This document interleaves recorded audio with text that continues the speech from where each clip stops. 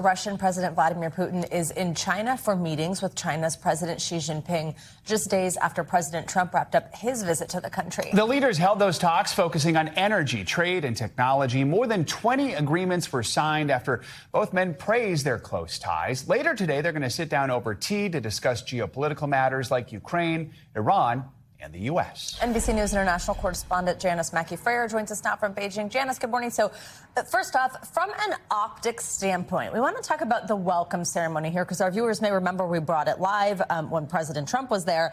Walk us through how President Putin's welcome compared to President Trump. Did anything stand out to you there that might tell us how both men are viewed in China? Well, Savannah, in terms of staging, China appeared to want to give elaborate welcomes to both leaders, though they are different kinds of partners to Beijing. Vladimir Putin had the red carpet at the airport. He was greeted by Wang Yi. He's China's top diplomat.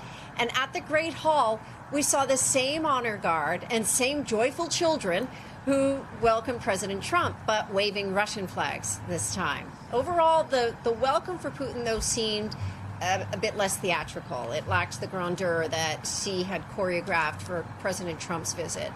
Putin and Xi are old friends. They've met over 40 times, so there's really little reason for Xi to want to impress him.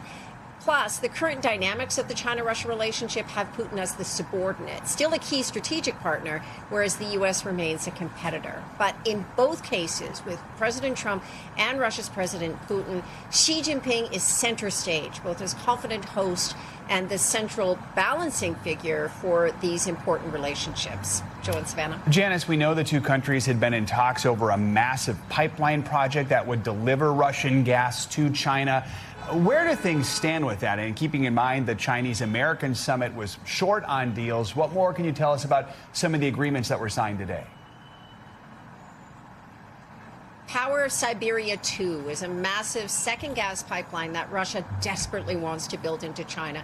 Putin has pushed hard for this because Russia has lost so much of the European gas market over the Ukraine war.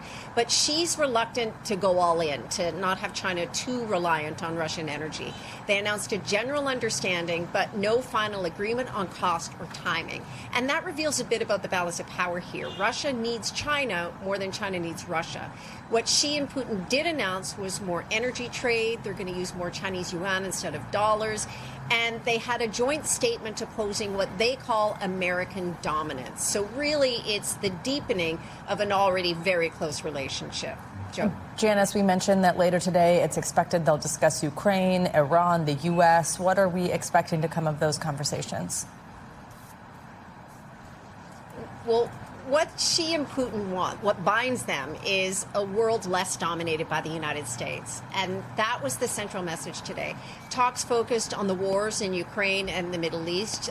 Both are focused on instability in the Middle East because China needs that Gulf oil and Russia benefits from having energy markets staying tight. Xi and Putin called for a, quote, complete cessation of hostilities in the Middle East, and they warned it was unacceptable for fighting to resume. Xi also said that hegemony was running rampant in the world, and that was a veiled swipe at the U.S., even if Xi is courting Trump. But strategically, the summit shows a larger reality, that China is looking more like the senior partner in the relationship, while Russia is becoming more dependent on Beijing, economically, strategically, and for legitimacy.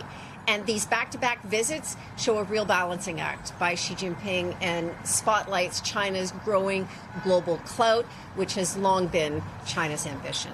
Joe and Savannah. Janis, thank you so much. We thank you for watching, and remember, stay updated on breaking news and top stories on the NBC News app or watch live on our YouTube channel.